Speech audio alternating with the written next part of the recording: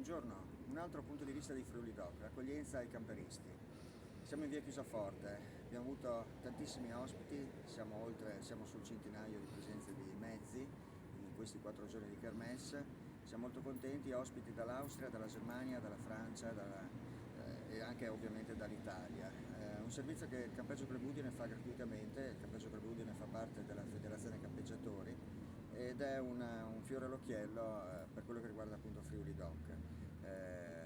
Campeggio Club Udine, 51 anni di attività anche per il sociale, siamo diventati APS, Associazione di Promozione Sociale.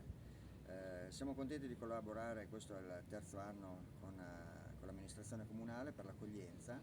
E niente, siamo anche grati alla stessa amministrazione perché stiamo lavorando ed sono appena partiti i lavori per l'aggiornamento dell'area in termini di servizio, un nuovo camper service e dei posti dedicati che non saranno solo relativi al turismo, ma anche in funzione all'ospedale, al vicinissimo ospedale. Tanti che accedono anche a quest'area per andare a fare visite specialistiche o per le case di trapiantati, no? Per assistere come famiglie i propri cari.